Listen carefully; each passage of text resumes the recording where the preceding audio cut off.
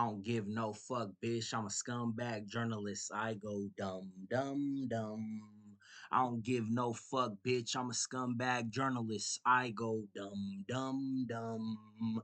I don't give no fuck, bitch. I'm a scumbag journalist. I go dumb, dumb, dumb. I don't give no fuck, bitch. I'm a scumbag journalist. I go dumb, dumb, dumb. Welcome back to Scumbag Journalism 101, the world's most shocking podcast. I'm your host, and Panda Co, aka Dr. Shock, the Doctor of Shock, most shocking journalist on the planet. We still reading Hey Rube, shout out Hunter S. Thompson and Gonzo We Trust. You know what it is. This is Scumbag Journalism. Today's lesson, we're going to be dealing with why it is governed by law, under the law of Gonzo, to never perform reactive journalism. Applause, applause, applause. Yeah, yeah, woo, woo. So, never perform reactive journalism in terms of Gonzo, right? And in terms of scumbag journalism. So, under scumbag journalism, which is in Gonzo We Trust, and for newcomers who are just tuning in for the first episode, scumbag journalism is a new era for independent journalism. We exist in the era of new media. A blog can reach anybody on the planet. If you generate a blog and you take a professional approach to that blog is the same as a magazine publication or a newspaper in bygone eras. That blog is a professional platform. You can step forward and assert yourself with professional merit with a blog as press, as a journalist. Okay? So, with a blog, that's a publication. If you're writing and actively publishing to platforms like Amazon or to any of these independent publishers where you can publish yourself directly to, online platforms and get yourself in fucking Barnes and Nobles, shit like Ingram Sparks and these different things. I use KDP, Kindle, you know, um, KDP, Amazon with the Kindle Unlimited, where the books go to Kindle Unlimited. People can read them for free and all that shit. You enroll in KDP Select and all that shit. I do KDP. That's my Kindle publishing. For me, is the easiest way, the best way. That's what I go with. Amazon is like the one of the, if not the number one. I'd say at this point it is the number one marketplace on the internet. So if it has the most people, yeah, you have to break through the algorithm and through the mass collection of all the other products on there. But if you can reach anyone on the planet through the internet and through a platform like Amazon or through a Substack, then that gets you access. You just have to have your signal strong enough that you are able to net viewers and net, audience and be able to generate that volume of interest. So with a blog, with a Substack, with books independently published through Amazon KDP, you are a publisher. You are a journalist. You are a reporter. If you are taking a journalistic approach to reporting and or uh, informing the public on ongoing events, news, culture and lifestyle, anthropology and lifestyle is reporting, even if you're not reporting on what's going on. So, in scumbag journalism, we use the elements of Gonzo. So that's why we say in Gonzo we trust, because scumbag journalism is an extension of Gonzo. There is no scumbag journalism without Gonzo. Scumbag journalism does not even exist without Gonzo. When we say scumbag journalism, we're not saying Gonzo journalism is scumbag journalism. Scumbag journalism is new. Scumbag journalism is what we're putting forth now because they're not allowing us to step forward into professional spaces as Gonzo journalists. You have to be a sanitized journalist to even get into reporting or to get into journalism at all. You got to go get a degree. You got to go through the universities. You can't just hop on as a writer and become a field reporter and a correspondent on some Hunter S. Thompson shit and be gonzo. They don't let you do that. So they call us, we're unprofessional scumbags in their eyes. But if your writing and your reporting is of high quality, that's merit. You accredit yourself. You affirm your own merit and value to yourself based on your ethic and through your work. So that's why we call ourselves scumbags. This is scumbag journalism, and it's in Gonzo we trust because we are guided by the philosophy and writings of Hunter S. Thompson and Gonzo. But then we also are updating things for the late stage capitalism era, for the post internet, post AI era, You know, we're using the tools that we have. We have tools like ChatGPT for interfacing with data collection. Obviously, you shouldn't just be going to ChatGPT and asking ChatGPT for your answers. You shouldn't be writing anything through ChatGPT and publishing any kind of prompts you're generating in ChatGPT and prompting ChatGPT and publishing what's coming out of that. It's just an interface. It's just a tool. It's just advanced Google.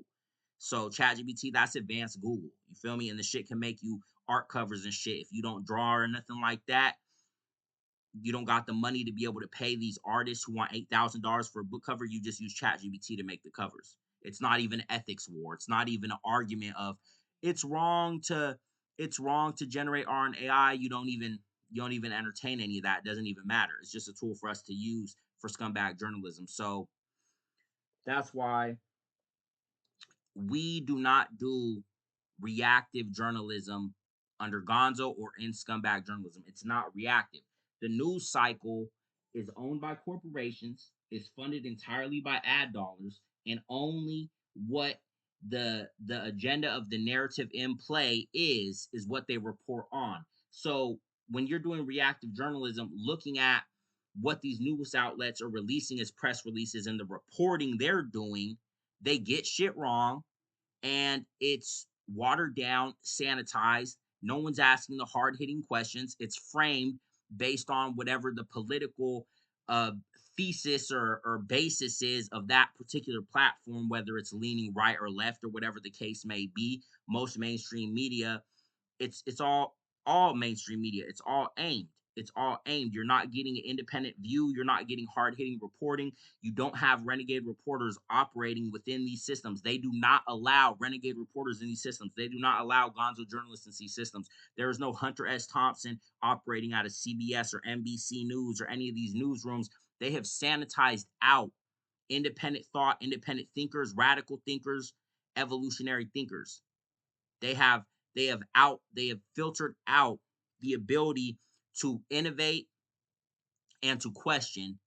And individuals who have fallen into those spaces, a lot of times they're just performing fake outrage and rage bait to get people to fall into an agenda to lean right or left.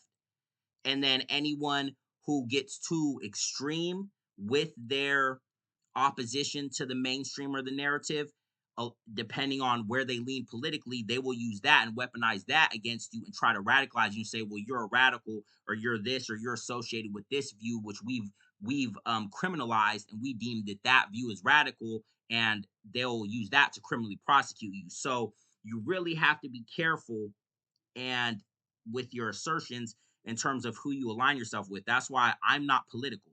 I am non-political. I am not leaned with the I am not in alignment with the right, with the left. I don't protest. I'm not at the protest. I haven't protested since Occupy Wall Street. I was protesting when I was 16. I jumped off the porch and was active in Occupy Wall Street and was protesting and speaking. I spoke in front of like 300 people at the US State Capitol, walked up to the podium and asked for the mic, and they said, sure. You wouldn't even be able to do that nowadays. You wouldn't even be able to approach the speaker at that kind of a forum and just walk up on them. You would, bro, they wouldn't even let you do that. Back then, it's 2011, no one even tripped. I just walked right up and asked. And they said, let me get on the mic in front of 300 people. No one even questioned it. So the reactive news cycle, it feeds the algorithm and it's bullshit. Anything that they're telling you in the news, they're either framing it, they're shining a spotlight on it to generate outrage or to generate some kind of particular reaction from the masses. They're trying to distract. They're never going to put the spotlight on the real news. So when you live in a system such as this, where the news is framed as all propaganda, you have to report lifestyle, culture, philosophy, and ethics. These become the dimensions where you're able to report.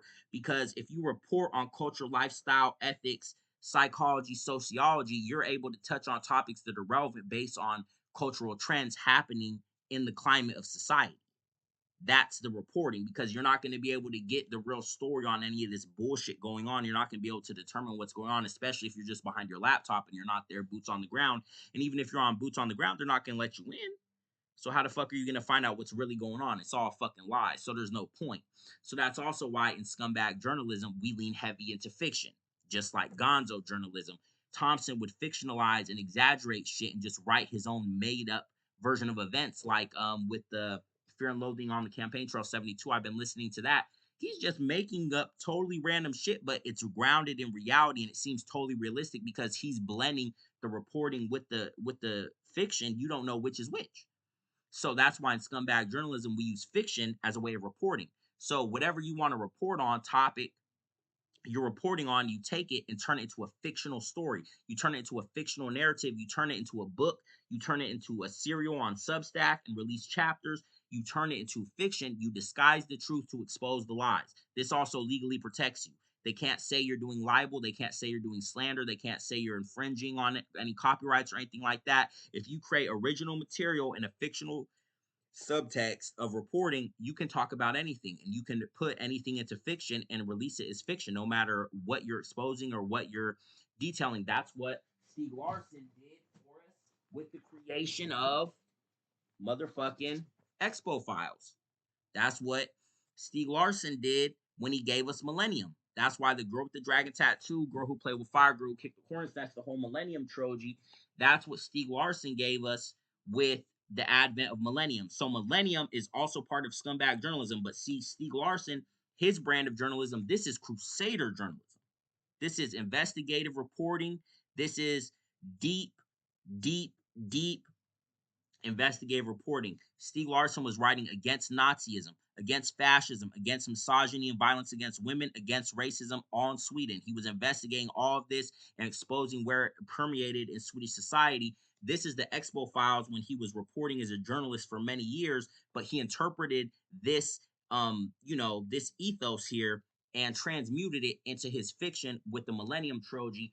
And then that's why that became a world phenomenon because it was politically and socially charged with his Crusader journalism, which is a form of gonzo because he was blending facts and fiction and using real political realities about corruption in high places in government and finance and interpreted it into fiction.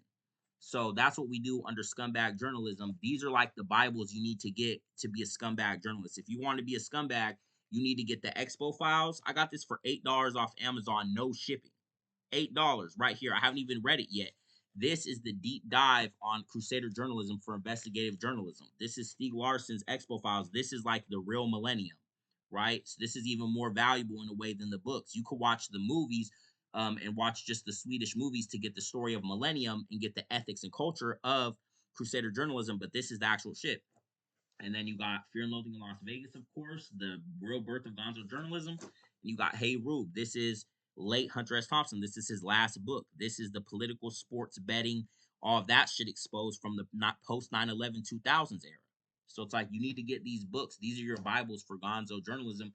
And you can go read really the original scumbag journalism text is the birth of gonzo. And that's Kentucky Derby is Decadent and Depraved.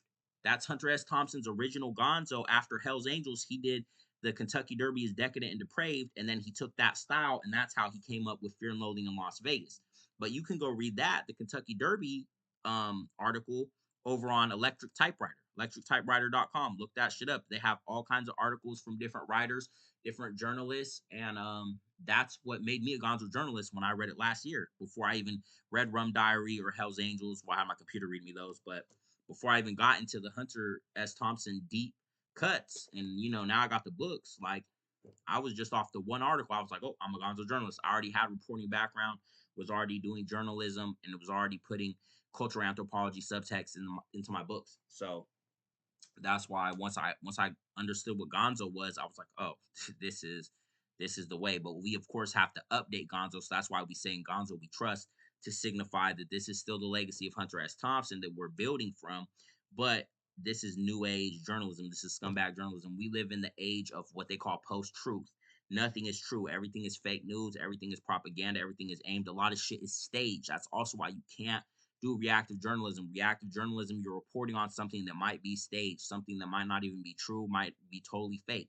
So you got to sit back and wait to see how shit plays out. Rarely do I do trending topics or events or current events or trends unless it's something that merits. Like in shock therapy, I did a number of stories. I would have been reporting on the genocide in Sudan and the crisis in Sudan since last year. So I have an article on that. I have an article on the incident that happened with Miss Universe where Miss Mexico was being verbally attacked by one of the orchestrators of the whole Miss Universe thing, and a bunch of the contestants walked out. I did an article on the misogynistic and violent attitudes of men in society. That's in there too.